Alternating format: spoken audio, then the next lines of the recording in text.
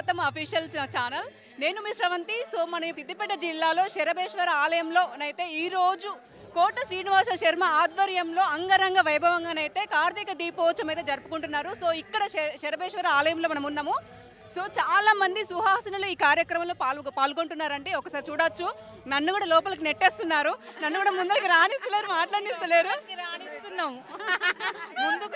చాలా చాలా హుషారున్నారండి సిద్దిపేట వాళ్ళు. నిజంగా సిద్దిపేటలు అంటే సిద్దిపేటలు అనిపించుకున్నారు.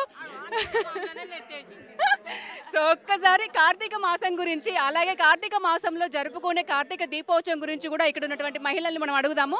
ఎందుకంటే చాలా మందికి కార్యక్రమం గురించి కూడా తెలీదు.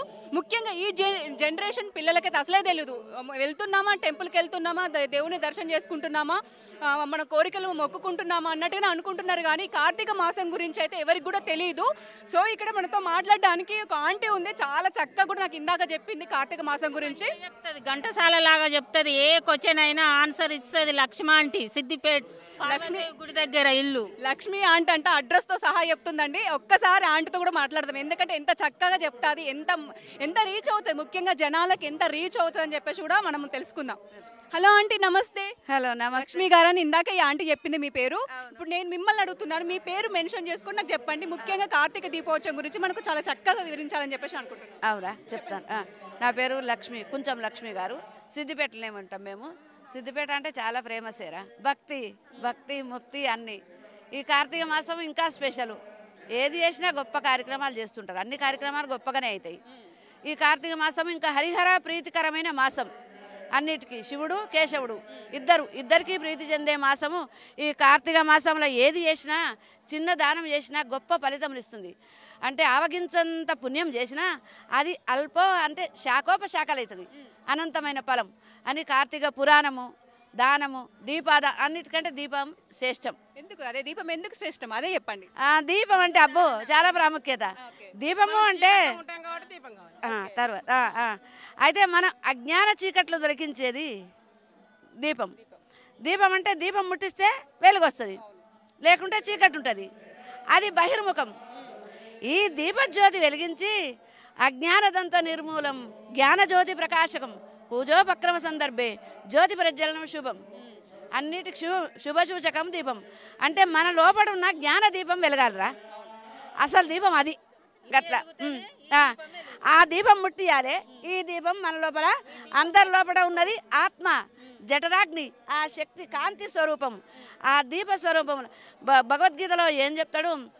అహం వైశ్వానరో భూత్వా ప్రాణినాం దేహమాశ్రిత ప్రాణాపాన సమాయుక్తం పచామ్యన్నం చతుర్విజం.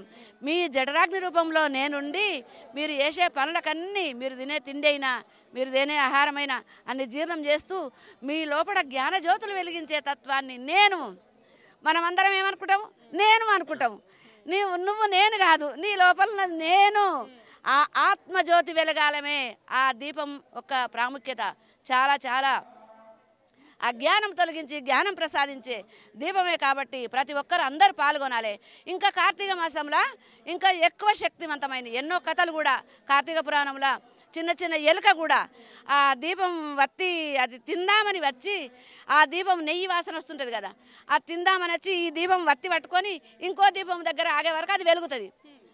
దాని పూర్వజన్మ పాపం అంతా పోయి మనిషిగా మారుతుంది. అటువంటి విశేషమైన ఇంకా కార్తీక మాసంలో అంత ప్రాముఖ్యత. దీపం దాన్ని వెలిగించలే. అది పొరపాటున వెలిగితే కూడా తిందామని వెలిగిస్తే పక్కన జ్యోతి అంటుకుంది, అది గొప్ప పుణ్యమైంది. అట్లా అజామినుడు కూడా భగవన్నామము తెలిసి పలికిన కొడుకు పేరు నారాయణ అని పెట్టుకున్నాడు. ఆ నారాయణ నారాయణ నారాయణ అని పిలిస్తే చనిపోయేటప్పుడు యమదూతల భయానికి ఓ నారాయణ రారా భయమవుతుంది, నాకు భయమవుతుంది, నారాయణ ఓ నారాయణ అని పిలిస్తే అప్పుడు పైనుండి విష్ణుదూతలు వచ్చారు. యమదూతలను పక్కకు జరిపి వీడు మావాడు అని ఈయన పుష్పక విమానం ఎక్కించి వైకుంఠానికి తీసుకొని పోతారు. హరినామస్మరణ తెలిసి చేసినా తెలియక చేసినా మనం నిప్పు తొక్కుదాం. తెలిసి తొక్కినా కాలుతుంది. అందుకే శ్రీమన్నారాయణ స్మరణ తెలిసి చేసినా మోక్షమే, తెలియక చేసిన మోక్షమే. అందుకే ఆయన వైకుంఠానికి వెళ్ళిండు. హరినామస్మరణ. అజామిరుడు ఎన్నో పాపాలు చేసి, ఆ పాపాలంటే ఘోర పాపాలు అది పూర్వజన్మ పుణ్యం, తల్లిదండ్రి పుణ్యము. తల్లిదండ్రి చేసింది పిల్లలకు వరిస్తుందట. అట్లా మనం అది తల్లిదండ్రి ఏ పుణ్యం చేస్తారో పిల్లలు కూడా వాళ్ళకి వరిస్తుంది. అది తల్లిదండ్రి పుణ్యం చేసిన వలన ఆ కొడుకు పేరు నారాయణ అని పెట్టుడు బుద్ధి పుట్టింది. అది బుద్ధి కూడా అందరూ ఏదో పేర్లు పెడతారు, చిన్న చిన్న పేర్లు. ఆ ఒక్కటి అర్థం ఉండదు, ఏముండదు. అప్పుడు ఏమైనా నారాయణ అన్ని దేవుని పేర్లు పెడతారు. రాముడు, శివుడు అన్ని దేవుని పేర్లు పెట్టి దేవుని పిలిచినట్టు అవుతుంది అని నారాయణ అని కొడుకు పేరు పెట్టిండు. అని యమదూతలు వచ్చే వరకు భయమై నారాయణ నారాయణ నారాయణ అని కొడుకుని పిలిచిండు, దేవుని విలువలే. కొడుకుని పిలిస్తే మోక్షానికి పోయిండు. ఎప్పుడు విష్ణుదూతలు వచ్చారు. అంతటి మోక్యం. ఆ విష్ణుదూతలు యమదూతల సంవాదం అని ఒక అధ్యాయం ఉంటుంది. వాళ్ళే ఇంత పాపాత్మని మీరు ఎట్లా తీసుకుపోతురయ్యా అని యమదూతలు వాళ్ళతో వాదులాడతారు. వాదులాడితే లేదు వీడు మావాడు, లేదు వీడు మావాడు, లేదు వీడు మావాడు, లేదు వీడు మావాడు అని వాళ్ళిద్దరే కొట్లాడతారు. అప్పుడు యమధర్మరాజు వాళ్ళు ఎంతకు వాళ్ళు వదిలిపెట్టరు విష్ణుదూతలు. వీడు మావాడని విష్ణులోకానికి తీసుకుపోతారు. అప్పుడు యమధర్మరాజు వాళ్ళకి చెప్తాడు అన్నట్టు, అయ్యో ఎంతైనా ఈ అజామిలుని తీసుకొస్తా అంటే విష్ణుదూతలు ఒప్పుకోలేదు, మేము చేయనది లేక తిరిగి వచ్చినాము అంటే అప్పుడు దివ్య దృష్టితో యమధర్మరాజు తెలుసుకొని ఆహా ఇది జరిగింది. ఆ నారాయణ నామస్మరణ చనిపోయి అవసాన కాలంలో నారాయణ అని ఎప్పుడైతే అన్నాడో ఆయన పాపాలన్నీ పటాపంచలైపోయినాయి, ఆయన విష్ణులోక ప్రాప్తి కలిగింది అని అది జరిగిందా అని శివుడు అన్నాడు. యమధర్మరాజు అంతటితో ఊరుకున్నాడు. అట్లా అప్పుడు అంత మోక్షం. ఏది చేసినా మీరు రావడం కూడా చాలా మా అదృష్టం రా. అంటే దేవుడే మా దగ్గరికి వచ్చిండు అంటే ఉందంటారు. మేము వస్తే చాలా హ్యాపీ.